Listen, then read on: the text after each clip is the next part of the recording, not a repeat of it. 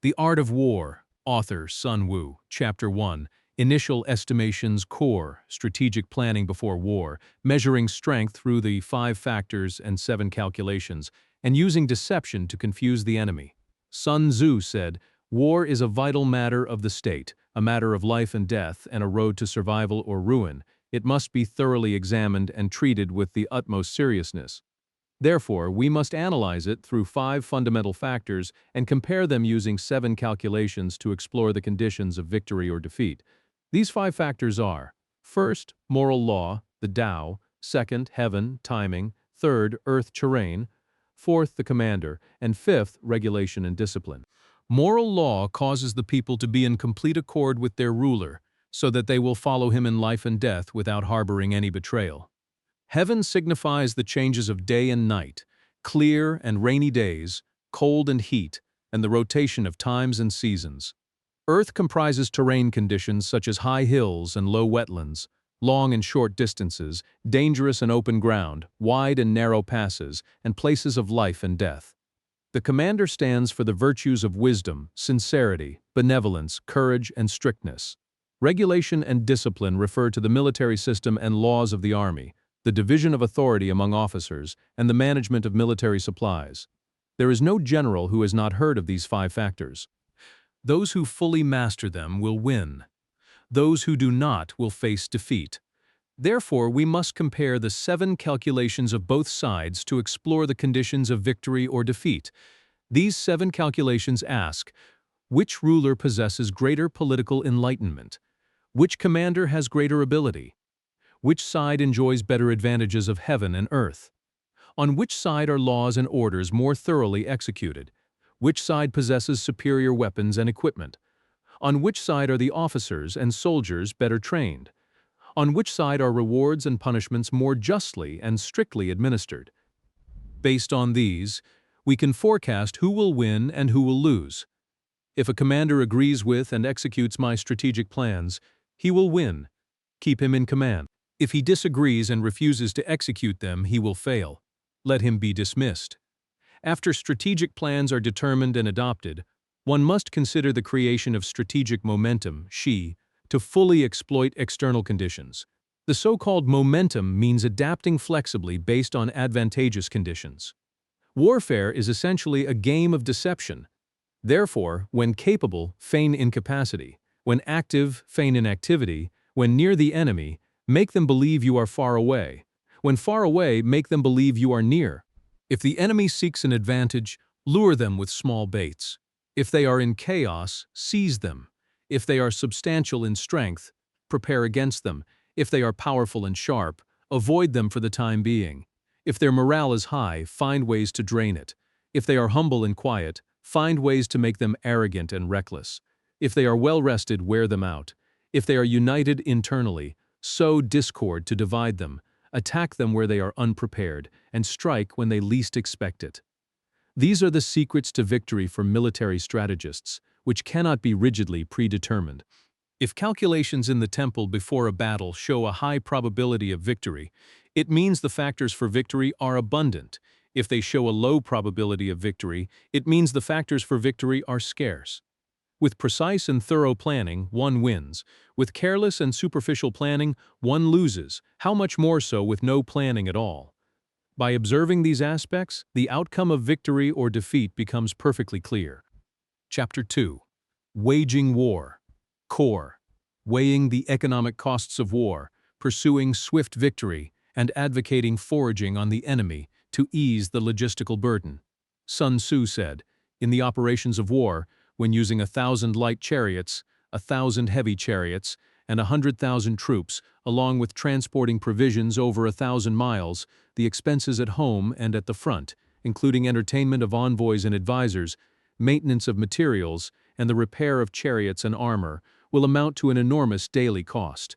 Only after these funds are secured can 100,000 troops be mobilized. When engaging in actual combat, if victory is long delayed, the military operations will be impeded, and the army's sharp edge will be blunted. Besieging a city will exhaust your strength, and keeping the army long exposed in the field will deplete the state's treasury and resources. If your operations are stalled, Your morale crushed, your military strength exhausted, and your national economy drained, neighboring rulers will take advantage of your distress to rise against you. When this happens, even the wisest commander will be powerless to avert the consequences. Therefore, in military affairs, while we have heard of clumsy haste, we have never seen a clever operation that was prolonged. There has never been a country that benefited from a protracted war. Thus, only those who thoroughly understand the harmful aspects of waging war can fully grasp its advantageous aspects. Those skilled in warfare do not levy troops a second time, nor do they transport provisions repeatedly. They take their military equipment from home but rely on the enemy country for provisions. In this way, the army will have an abundant food supply. A country is impoverished by war due to distant campaigns and remote transportation. Carrying supplies over long distances leaves the common people destitute.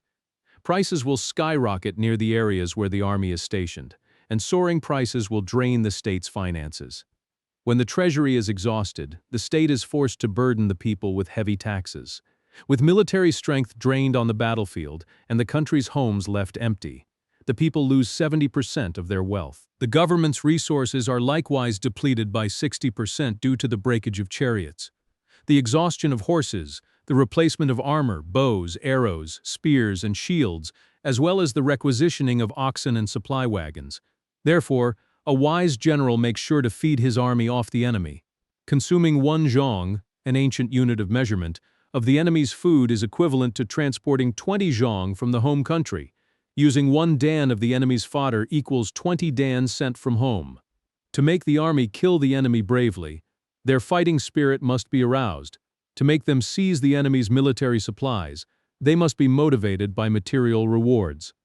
Therefore, in chariot fighting, when 10 or more chariots are captured, reward the one who took the first chariot. Replace the enemy's flags with our own, and mix the captured chariots into our own ranks.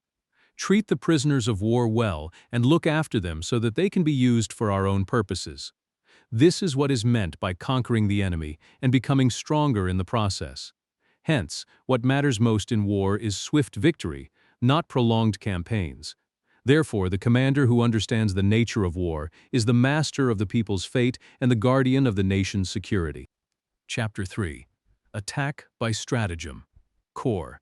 Winning a complete victory through wisdom, pursuing subduing the enemy without fighting, and emphasizing know the enemy and know yourself, and you will never be in peril. Sun Tzu said, "The rule of conducting war is that it is best to take the enemy's state whole and intact. Destroying it is inferior. It is best to capture the enemy's army intact. Destroying it is inferior. It is best to capture the enemy's regiment intact. Destroying it is inferior. It is best to capture the enemy's company intact. Destroying it is inferior. It is best to capture the enemy's squad intact. Destroying it is inferior." Therefore, fighting and winning 100 battles is not the supreme achievement. Subduing the enemy's troops without fighting is the ultimate peak of excellence. Thus, the highest form of generalship is to balk the enemy's strategy. The next best is to disrupt their alliances. The next best is to defeat their army in the field, and the worst policy is to attack their walled cities. Besieging cities is a last resort. Manufacturing large movable shields, 4-wheeled pavilions, and preparing siege engines takes several months to complete. Building earthen mounds against the walls takes another few months.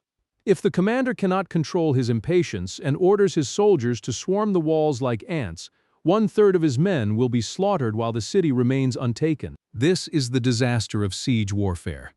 Therefore, those skilled in war subdue the enemy's forces without fighting, capture their fortresses without launching brute force assaults, and overthrow their state without a protracted war. You must use a strategy of complete victory to contend for supremacy under heaven. In this way, your empire can reap full rewards without losing a single soldier. This is the law of attacking by stratagem. The rule of military deployment is, if our forces are 10 times the enemy's strength, surround them. If 5 times, attack them.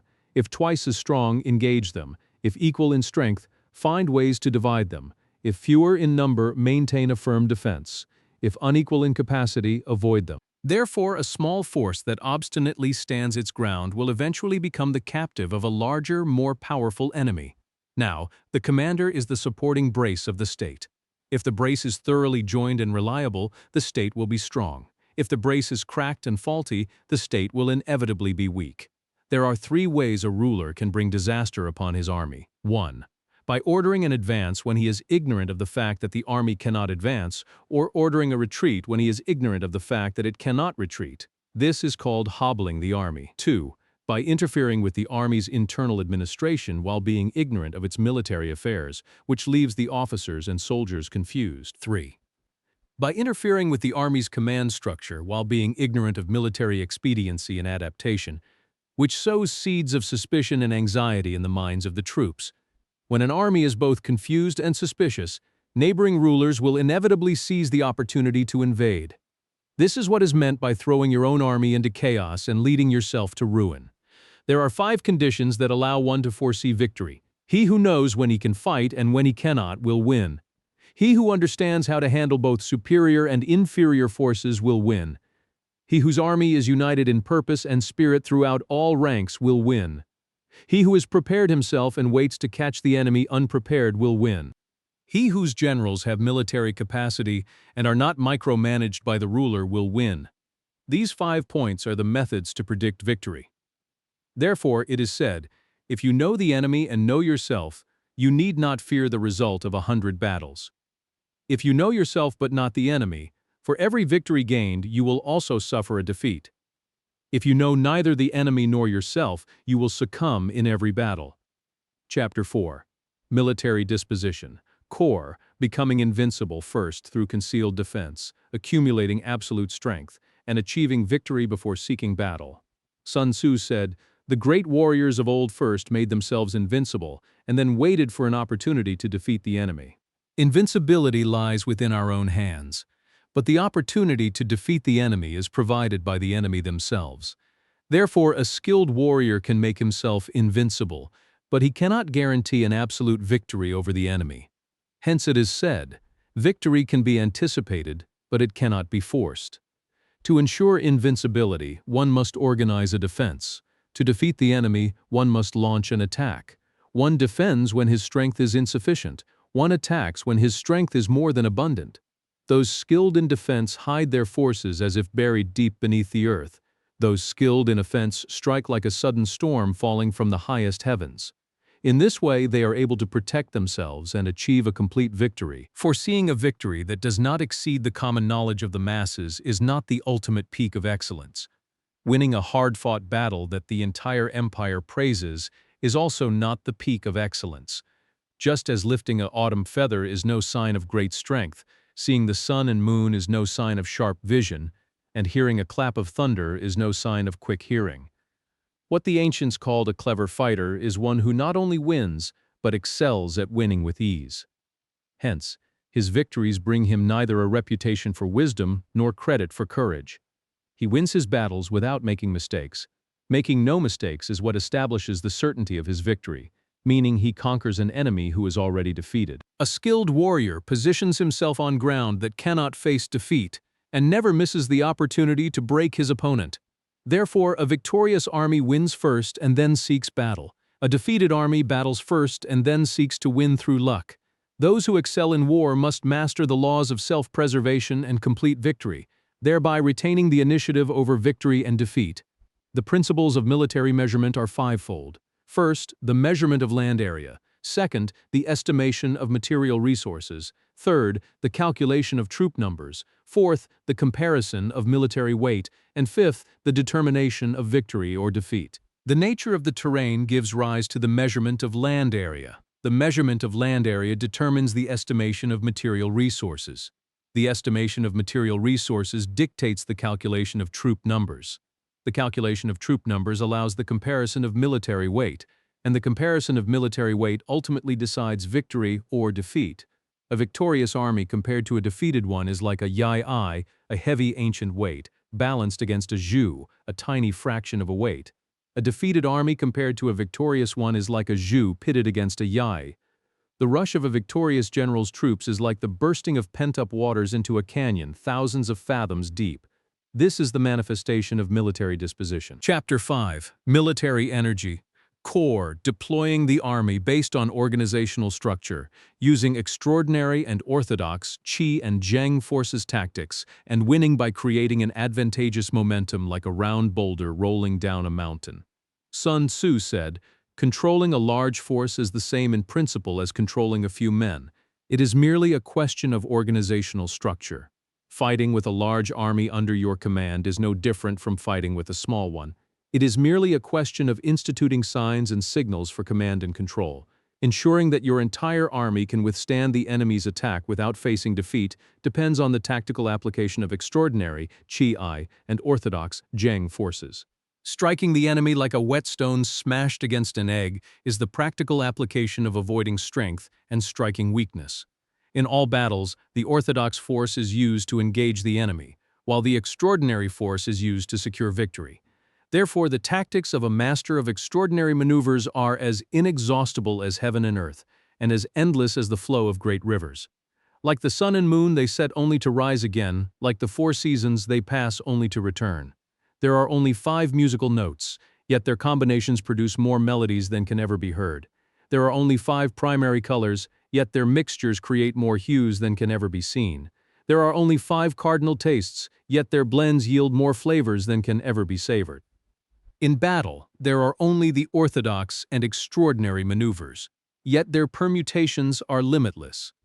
The orthodox and extraordinary reinforce each other, turning in a continuous circle like a ring, without beginning or end.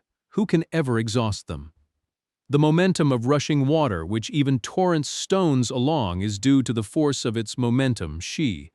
The swoop of a raptor, which enables it to strike and destroy its prey, is due to the precise timing of its climax, Ga. Therefore, the momentum created by a skilled warrior is terrifyingly steep, and his timing is rapid and decisive. His momentum is like a fully drawn crossbow, his timing is like the sudden release of the trigger. Amid the turmoil and clutter of battle, there may be seeming chaos. Yet you must remain orderly amid the confusion of chariots and rushing men. Your deployment must be invincible. Simulating chaos requires perfect discipline. Simulating cowardice requires supreme courage. Simulating weakness requires absolute strength. Order or disorder depends on organization and structure. Courage or cowardice is a matter of tactical momentum. Strength or weakness is revealed by the actual distribution of forces. Thus, a commander skilled at moving the enemy uses false appearances to mislead them, and the enemy will follow his lead. He dangles small advantages, and the enemy will come to seize them. By keeping them on the move with these baits, he waits with his main forces to destroy them. A skilled warrior seeks victory from the advantageous momentum he creates, rather than demanding it solely from his men. Therefore, he is able to select the right men and exploit the momentum. Commanding men to battle under an advantageous momentum is like rolling logs or stones. The nature of logs and stones is to remain stationary on flat ground, but to roll on steep terrain. If square, they stop. If round, they roll.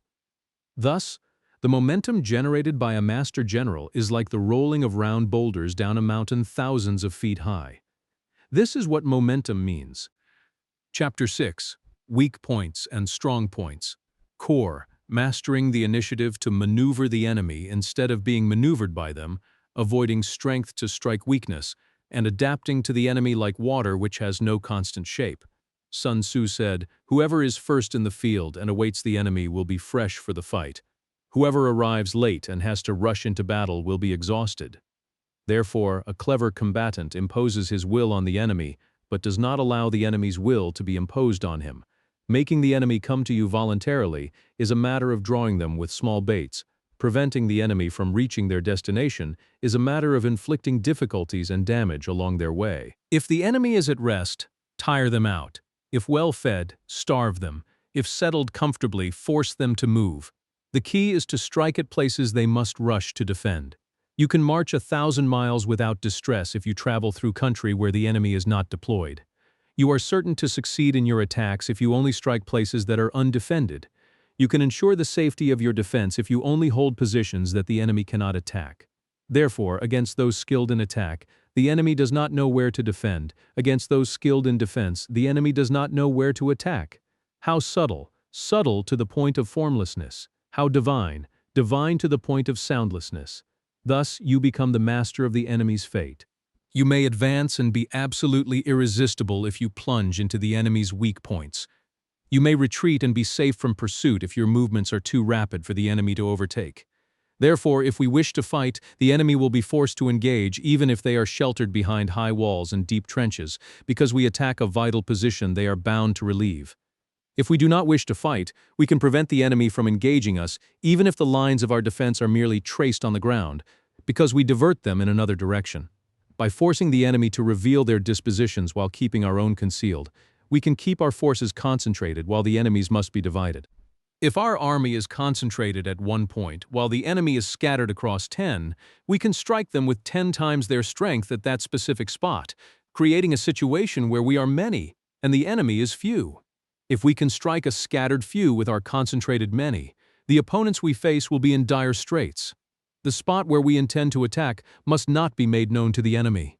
If they do not know it, they will have to prepare for defense at many different points. The more places they have to guard, the fewer men they will have available at the actual point of our attack. For if they prepare to defend the front, their rear will be weak. If they prepare to defend the rear, their front will be weak. If they strengthen their left, their right will be thin. If they strengthen their right, their left will be thin. If they try to guard everywhere, they will be weak everywhere. Numerical weakness comes from having to prepare against attacks. Numerical strength comes from forcing the enemy to make these preparations against us. Thus, if we know the place and time of the coming battle, we can concentrate from a distance of 1,000 miles to engage. But if neither the place nor the time is known, the left wing will be impotent to relieve the right wing impotent to relieve the left, the vanguard unable to help the rear, and the rear unable to help the vanguard. How much more so if the furthest units are tens of miles away and the nearest are separated by several miles.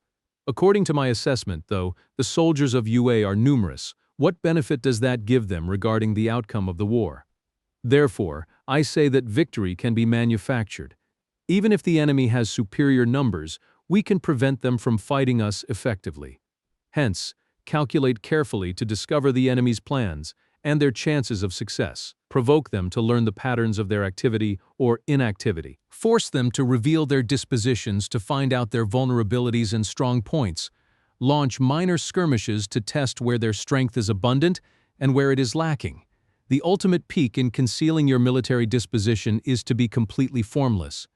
If you are formless, even the deepest spies cannot pry into your secrets, and the wisest minds cannot devise counter-strategies against you. How victories are won by adapting to the enemy's changing situations is something the multitude cannot comprehend. Everyone can see the tactics I use to conquer, but no one can see the overarching strategy out of which great victory is evolved. Do not repeat the tactics that gained you one victory, but let your methods be regulated by infinite variations according to the circumstances. The laws of military strategy are like water. Water flows away from high places and seeks the hollows. In the same way, an army achieves victory by avoiding the enemy's solid strength and striking their vulnerabilities. Water shapes its course according to the nature of the ground over which it flows. The soldier works out his victory in relation to the foe whom he is facing. Therefore, just as water retains no constant shape, in warfare there are no constant conditions. He who can modify his tactics in relation to his opponent and thereby succeed in winning may be called a heaven-born commander. None of the 5 elements is always dominant. The 4 seasons give place to each other in turn. The days have their short and long phases, and the moon has its periods of waning and waxing. Chapter 7. Maneuvering for Advantage.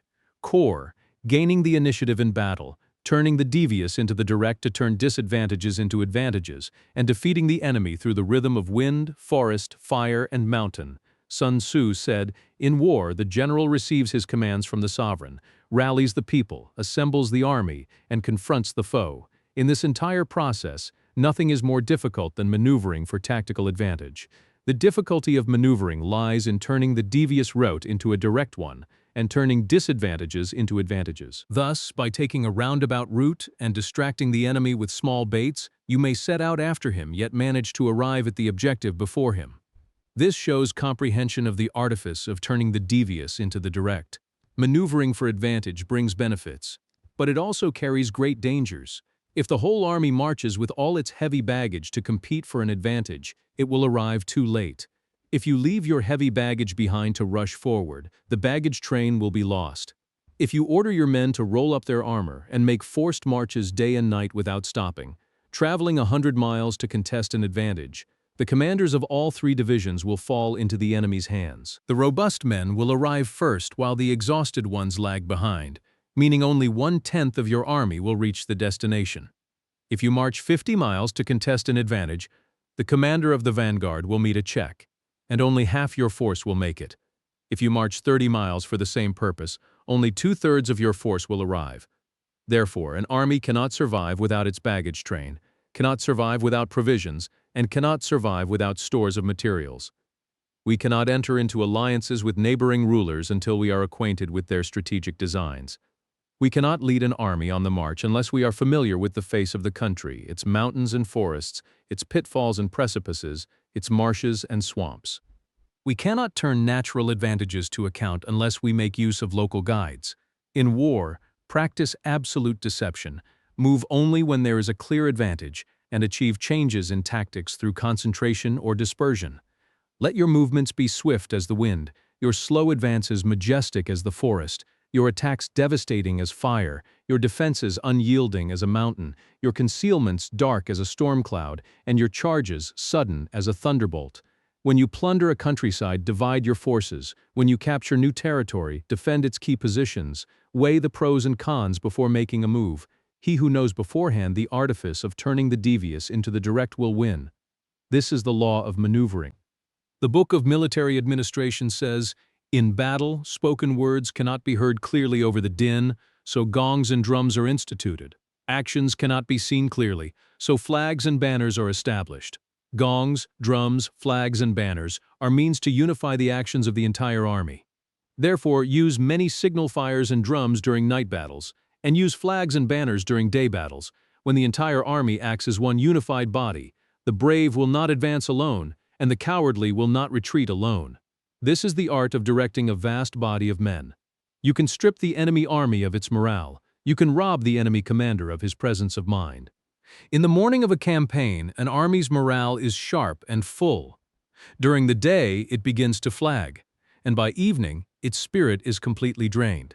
Therefore, a clever general avoids the enemy when their morale is sharp and attacks when they are sluggish and inclined to return. This is the art of mastering morale. Discipline your own men to await the enemy's chaos. Maintain your own calmness to await the enemy's clamor. This is the art of mastering the mind. Wait near the battlefield for an enemy coming from afar. Wait at your ease for an exhausted enemy. Wait with well-fed troops for a hungry enemy. This is the art of conserving strength. Refrain from intercepting an enemy whose banners are in perfect order.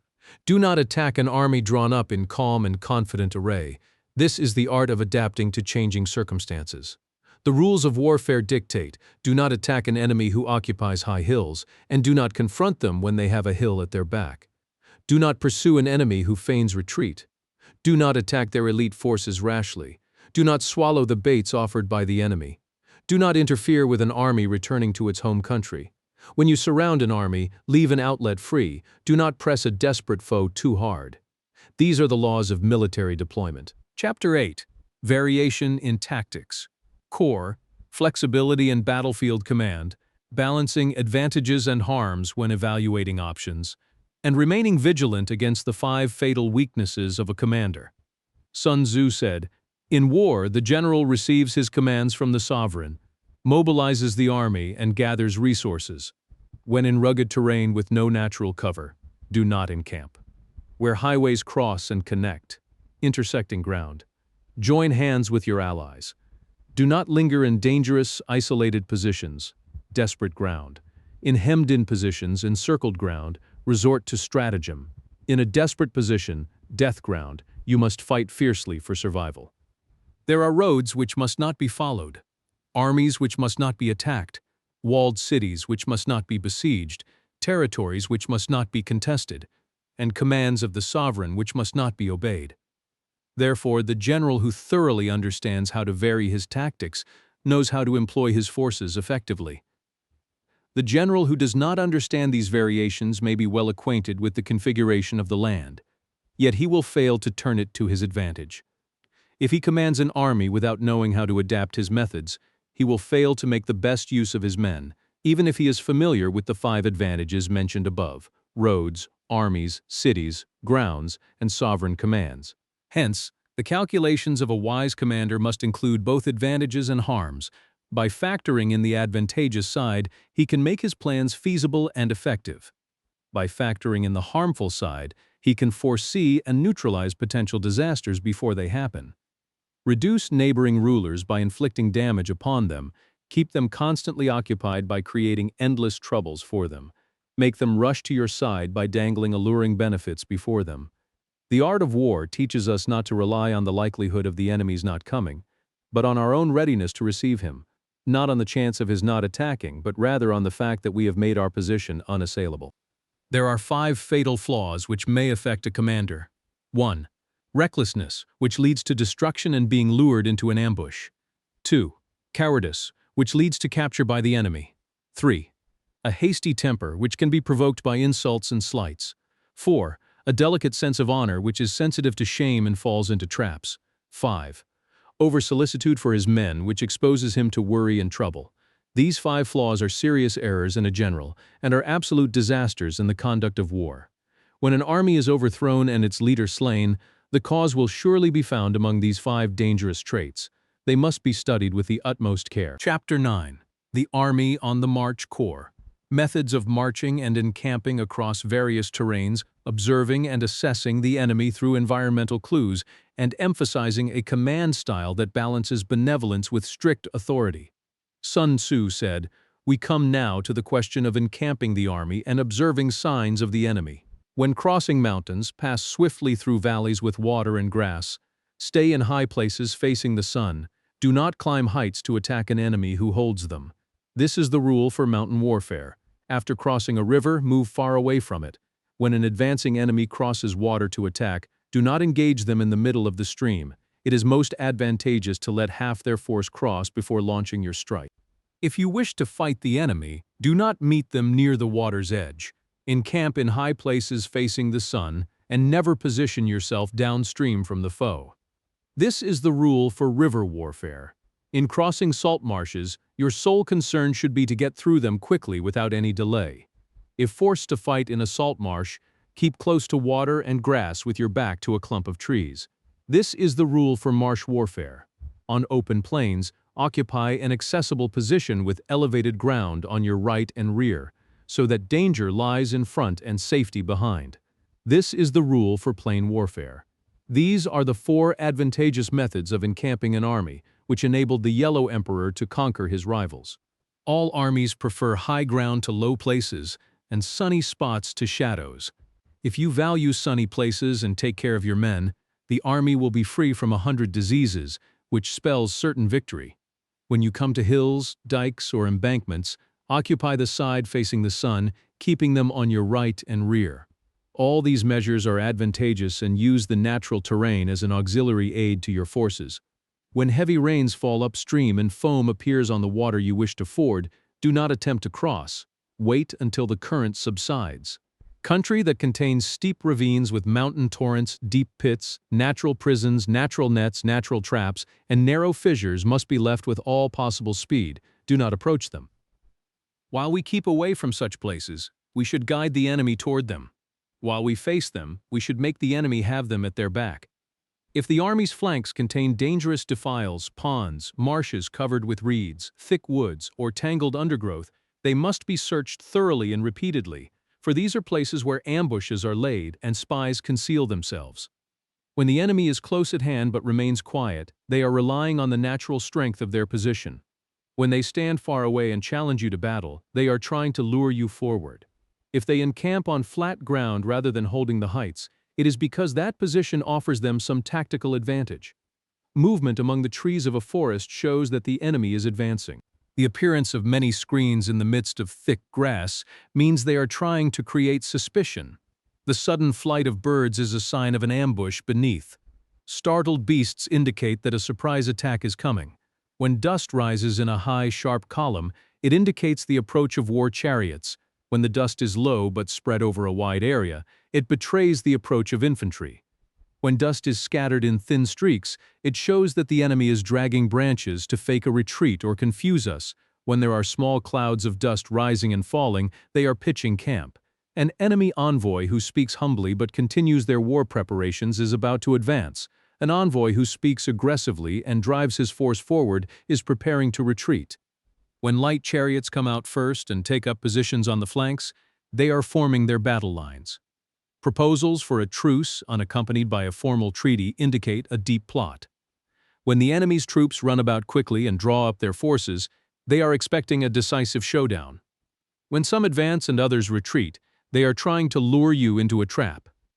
When the soldiers stand leaning on their weapons, they are faint from lack of food. If those sent to draw water drink first, the army is suffering from thirst. If the enemy sees an advantage but makes no effort to seize it, the soldiers are completely exhausted. If birds gather on a camp, the place is empty. If the enemy cries out in the night, it is a sign of terror. If there is disturbance in the camp, the general's authority is weak. If the flags and banners are constantly shifted, the army is in disorder. If the officers are angry, it shows the men are weary. When an army feeds its horses with grain, kills its cattle for meat, throws away its cooking vessels, and does not return to its tents, know that they are desperate and resolved to fight to the death. The sight of men whispering together in small groups or speaking in submissive tones points to a general who has lost the hearts of his men. Too many rewards signify that the enemy is at the end of their resources. Too many punishments betray a state of dire distress. To begin by blustering, and then to show fear of the enemy's numbers marks the ultimate lack of intelligence.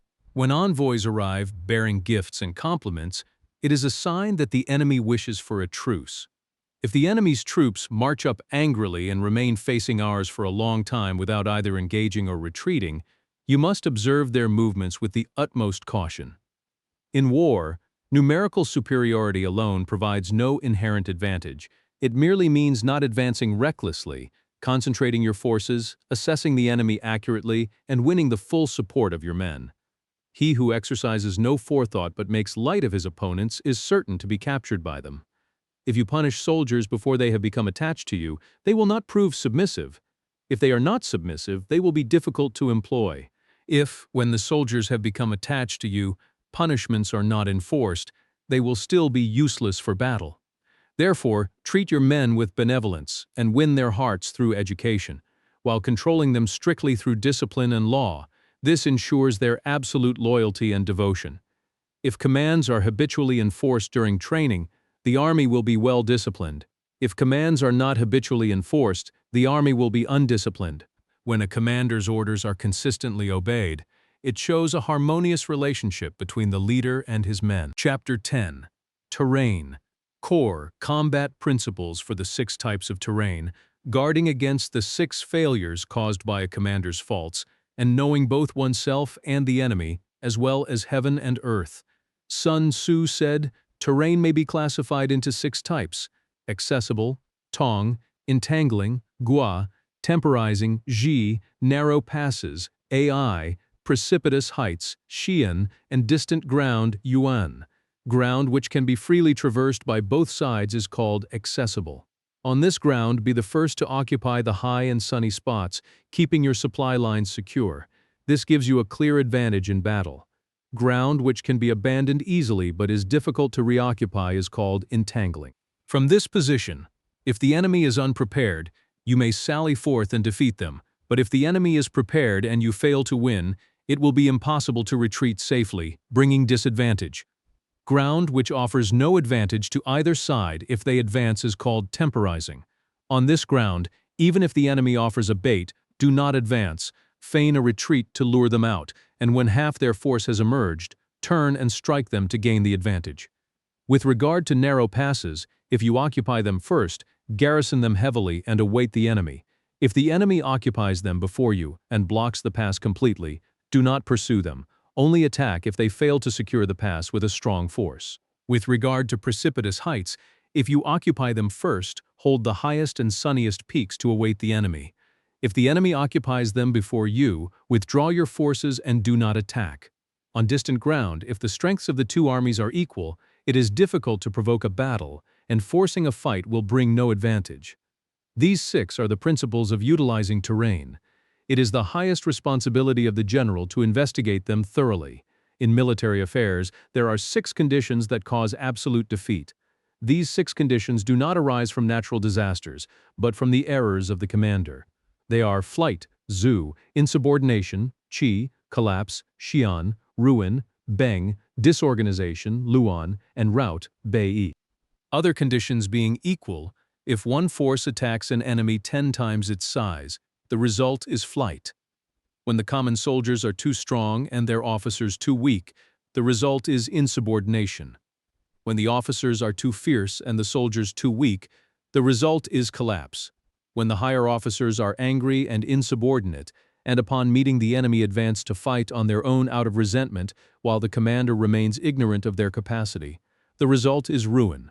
When the general is weak and lacks authority, his orders are unclear, there are no fixed rules for officers and men, and the ranks are drawn up in a chaotic mess. The result is disorganization. When a general, unable to estimate the enemy's strength, allows an inferior force to engage a larger body, or hurls a weak force against a strong one, and fails to place elite troops in the vanguard, the result is a total rout. These 6 are the roads to defeat, and it is the highest duty of the general to study them with care. The configuration of the land is the soldier's best ally.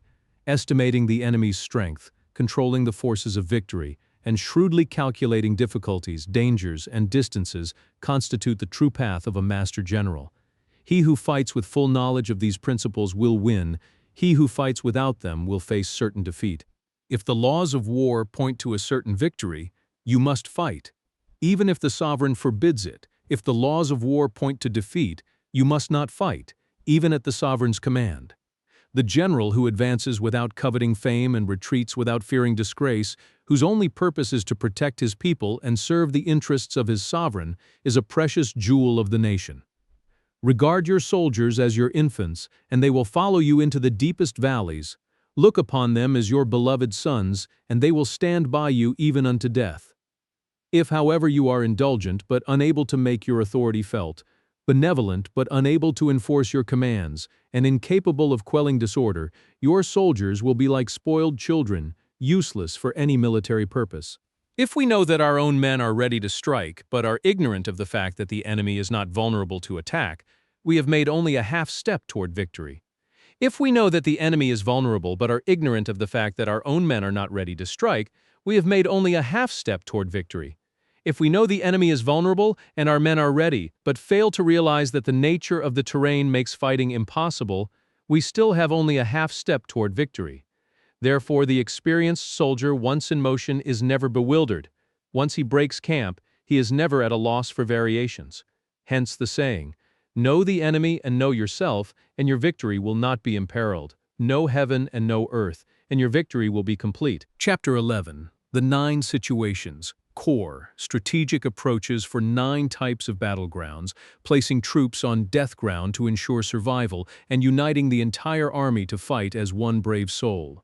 Sun Tzu said, the art of war recognizes 9 types of strategic ground: dispersive, san, light, qing, contentious, zhong, interceptive, jiao, focal, qi, heavy, zhong, entangling, pai, hemmed in, wei, and desperate, si. When a ruler fights within his own territory, it is dispersive ground. When he has penetrated into enemy territory, but only a short distance, it is light ground. Ground the possession of which imports great advantage to either side is contentious ground. Ground on which both sides have free access is interceptive ground. Ground which forms the key to 3 adjoining states so that he who occupies it first wins the support of the empire is focal ground. When an army has penetrated deep into the heart of the enemy's country, leaving many fortified cities in its rear, it is heavy ground. Mountain forests, rugged steepness, marshes, and fens, all country that is difficult to traverse, is entangling ground. Ground which is reached through narrow defiles, and from which we can only retire by roundabout paths, so that a small force of the enemy can crush a much larger force of ours, is hemmed-in ground. Ground on which we can only survive by fighting with desperate courage at once, and where lagging means total destruction, is desperate ground. Therefore, on dispersive ground, do not fight. On light ground, do not stop. On contentious ground, do not attack rashly. On interceptive ground, do not let your ranks be cut off. On focal ground, form alliances with neighboring states. On heavy ground, gather supplies and forage on the enemy. On entangling ground, march quickly through. On hemmed-in ground, resort to stratagem. On desperate ground, fight fiercely for your life. The master generals of old knew how to drive a wedge between the enemy's front and rear, prevent cooperation between their main body and detachments, stop the officers from rescuing the men, and cut off communication between the higher and lower ranks. When the enemy's soldiers were scattered, they prevented them from concentrating. Even when their ranks were formed, they threw them into confusion. They moved only when it was to their advantage, otherwise, they stayed still. If asked, how do we confront a massive, well-organized enemy host that is advancing against us? I answer, seize something the enemy holds dear, and they will be forced to bend to your will. Rapidity is the essence of war. Take advantage of the enemy's unreadiness, travel by unexpected routes, and strike positions that are entirely unguarded. The general principles of invading enemy territory are, the deeper you penetrate into the country, the greater the solidarity of your troops, so that the defenders cannot overcome you. Forage in fertile fields, and your army will have an abundant food supply. Take care of your men and avoid overworking them. Concentrate your energy and accumulate your strength. Keep your army moving and your designs secret so that the enemy cannot fathom your intentions. Throw your soldiers into positions from which there is no escape, and they will choose death over flight. Faced with death, what is there they cannot achieve? Officers and men alike will exert their strength to the utmost. Soldiers in desperate straits lose all sense of fear. When there is no way out, their resolve becomes unyielding. When deep in enemy country, they cling together. When there is no choice, they will fight to the bitter end. Therefore, such troops need no constant training to remain vigilant, will perform their duties without demands, will stay united without constraints, and will observe discipline without strict orders, prohibit superstitious practices, eliminate doubts and rumors, and they will face death itself without a thought of flight. If our soldiers are not overburdened with wealth, it is not because they despise riches. If their lives are not prolonged, it is not because they are averse to longevity. On the day the order for battle is issued, your soldiers may weep, those sitting wetting their garments, and those lying down stained with tears, but throw them into a position where there is no escape, and they will display the supreme courage of heroes like Zhuangzhu and Cao Ge. The commander must ensure his troops act like the shuairan. The shuairan is a multi-headed snake found on Mount Heng. Strike its head and its tail will attack to save it. Strike its tail and its head will attack to save it. Strike its middle and both head and tail will rush to save it. If asked, can an army be made to mimic the shuairan? I say, yes. For the men of Wu and the men of Yue hate each other. Yet if they are crossing a river in the same boat and are caught by a storm, they will come to each other's assistance just as the left hand helps the right. Therefore, relying on tethering horses and burying chariot wheels is not enough to secure the stability of an army. Unifying the courage of all ranks as one man is the true goal of military education and leadership. Achieving the proper balance of strength and flexibility depends entirely on the skillful use of terrain. Thus, a master general leads his army as if leading a single man by the hand, because the situation forces them to act together. A general must be calm and obscure, upright and disciplined. He must be able to mystify his officers and men with false reports and appearances, keeping them in total ignorance of his true plans. By altering his arrangements and changing his schemes, he prevents the enemy from fathoming his purpose. By shifting his camp and marching by devious routes, he thwarts all attempts to anticipate his design. At the critical moment, the leader acts like one who climbs up high and kicks away the ladder behind him. He leads his men deep into enemy country and then releases the trigger, driving them forward like an arrow shot from a crossbow. He drives his men before him like a flock of sheep, hither and thither, and none knows where they are going, assembling the host and throwing them into danger. This is the true business of a general. The different treatments required by the 9 types of ground, the expediency of attacking or defending, and the psychological laws of human nature. These are questions that must be examined with the deepest care. The general law of invading enemy territory is, Deep penetration brings concentration. Shallow penetration leads to dispersion. When you leave your country behind and lead your army across frontier territory, you are on isolated ground. When there are means of communication on all four sides, it is focal ground. When you penetrate deep, it is heavy ground. When you penetrate a little way, it is light ground. When you have strongholds behind you and narrow passes ahead, it is hemmed-in ground. When there is no place of refuge at all, it is desperate ground. Therefore, on dispersive ground, I will unify the purpose of my men. On light ground, I will ensure tight control and connection between my forces. On contentious ground, I will hurry up my rear guard. On interceptive ground, I will keep a vigilant eye on my defenses. On focal ground, I will solidify my alliances with neighboring states. On heavy ground, I will ensure a continuous line of provisions. On entangling ground, I will sweep rapidly along the road. On hemmed-in ground, I will block any vulnerable gaps. On desperate ground, I will make it clear that we must fight to the death. For the natural psychology of soldiers is to resist when surrounded, to fight desperately when forced, and to follow orders blindly when plunged into danger. We cannot form alliances until we understand the designs of neighboring rulers. We cannot march unless we know the terrain. We cannot win natural advantages without local guides. If a general is ignorant of even one of these matters, his army cannot claim to be the force of a sovereign conqueror. When a sovereign conqueror attacks a powerful state, he prevents the enemy's forces from concentrating. His terrifying prestige overawes the foe and prevents their allies from joining them. Therefore, he does not need to strive to ally with all states, nor does he need to foster alliances elsewhere. He relies on his own absolute strength to impose his will on the enemy.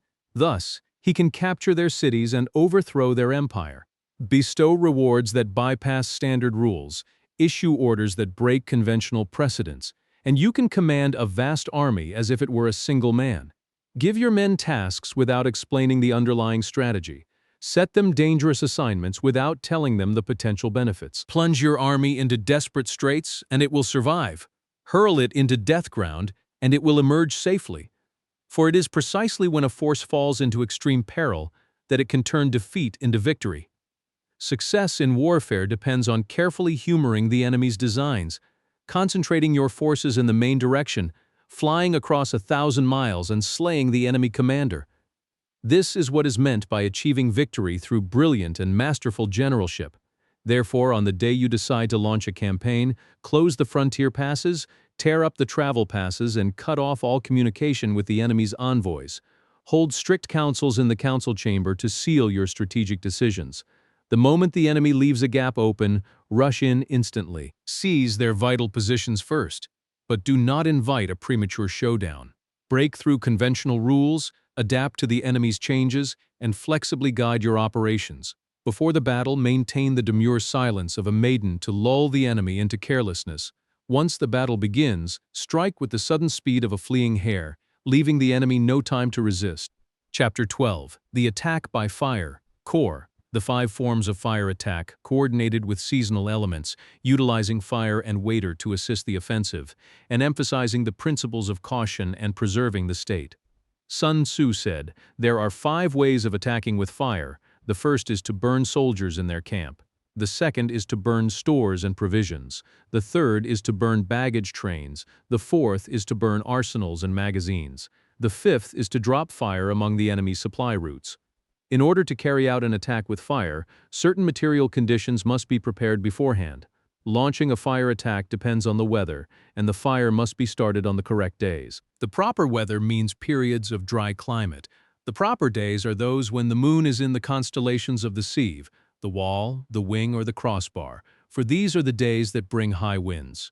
In all attacks with fire, you must adapt flexibly to the 5 types of fire variations and send troops to respond instantly. When fire breaks out inside the enemy's camp, launch an immediate attack from the outside. If the fire is raging but the enemy's soldiers remain calm, bide your time and do not attack rashly. See what develops, and if it is possible to advance, do so. If not, stay still. If the attack can be launched from the outside, do not wait for an internal outbreak. Choose a suitable moment and start the fire yourself. When starting a fire upwind, never launch an attack from downwind. A wind that blows steadily all day will often die down at night. An army must master the variations of these 5 fire attacks, watch for the proper days and seasons, and execute them when conditions are ripe. Using fire to assist an attack shows brilliant and obvious results. Using water to assist an attack lends powerful momentum to your advance. Water can isolate and divide an enemy force, but it cannot destroy their stores and supplies like fire can. To win battles and capture territories, but fail to consolidate those gains is a dangerous error, known as a wasteful delay. Therefore, a wise ruler considers this carefully, and a worthy general handles it with utmost discipline. Move only when there is a clear advantage. Do not use your troops unless there is a certain victory. Do not wage war unless the situation is absolutely critical. A ruler must not launch a war out of temporary anger. A general must not rush into battle out of personal resentment. Advance when it serves the nation's interest. Halt when it does not. Anger can turn back into joy and resentment can change back into pleasure. But a destroyed nation can never be restored, and the dead can never be brought back to life. Therefore, a wise sovereign must be exceedingly cautious regarding war, and a worthy general must remain highly vigilant. This is the cardinal principle for keeping a nation secure and preserving its army intact. Chapter 13. The Use of Spies. Core, relying on spies to gain foreknowledge, employing 5 types of spies simultaneously with the double agent, converted spy, serving as the core of the entire intelligence network. Sun Tzu said, "Raising an army of 100,000 and marching them 1,000 miles inflicts a heavy burden on the people and drains the state's treasury, amounting to a daily expense of 1,000 pieces of gold. Commotion will ripple through the country and 700,000 households will be disrupted, unable to attend to their farming. 2 armies may face each other for years to fight for a victory decided in a single day. If, out of reluctance to grant honors, titles, and gold, a leader remains ignorant of the enemy's situation, he displays the highest degree of inhumanity. Such a man is no leader of men, no useful counselor to his sovereign, and no master of victory. The reason an enlightened ruler and a wise general conquer the enemy whenever they move, achieving successes that surpass ordinary men, is due to foreknowledge. This foreknowledge cannot be elicited from ghosts and spirits, cannot be obtained by analogy or divination, and cannot be deduced by calculations of the stars. It must be obtained from men who know the enemy's true situation. There are 5 classes of spies that can be employed: native spies, internal spies, converted spies, double agents, doomed spies, and surviving spies.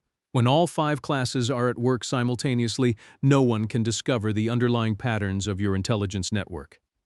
This is a divinely mysterious method of operation, and it is a ruler's most potent weapon for conquering the foe. Native spies are recruited from the common citizens of the enemy country. Internal spies are recruited from the enemy's officials and officers. Converted spies are enemy spies whom we discover, win over, and turn to our own service. Doomed spies are used to spread false information. We deliberately feed them fabrications, allowing them to pass them to the enemy. When the truth is revealed, these spies are inevitably put to death by the enemy. Surviving spies are those who bring back intelligence from the enemy camp alive. Hence, of all relationships within the army, none is closer than that with spies. No rewards should be more liberal than those given to spies. No business should be kept more secret than that of spying. None but a true sage can employ spies effectively. None but a benevolent and righteous leader can direct them. None but a sharp and subtle mind can sift the truth from their reports. Subtle indeed, subtle beyond measure. There is no place where spying cannot be used. If a secret operation is prematurely leaked before it is executed, the spy and all who heard the secret must be put to death. Whether you wish to crush an army, attack a fortress, or assassinate an enemy official, you must first learn the names of the commanding general, his close attendants, his aides-de-camp, his gatekeepers, and his bodyguards. You must order your spies to discover these details with absolute certainty. The enemy's spies who have come to pry into our secrets must be ferreted out, bribed with liberal rewards, comfortably housed, and turned into converted spies. It is through the converted spy that we gain clues, enabling us to recruit and use native and internal spies. It is through his information that we can direct the doomed spy to deliver false reports to the enemy, and it is through his knowledge that the surviving spy can perform his duties at the scheduled times. The sovereign must fully understand the use of all 5 classes of spies, and the key to this knowledge lies entirely with the converted spy. Therefore, the converted spy must be treated with the utmost generosity and favor. In ancient times, the rise of the Shang dynasty was due to Yi Ji, who had served under the Jia dynasty and knew its inner secrets. The rise of the Zhou dynasty was due to Jiang Ziya, who had served under the Shang dynasty and knew its secrets. Therefore, only an enlightened ruler and a wise general who can employ the most intelligent minds as spies will achieve great and historic deeds. This is the most critical element in warfare, and the entire army depends on it to guide every single movement.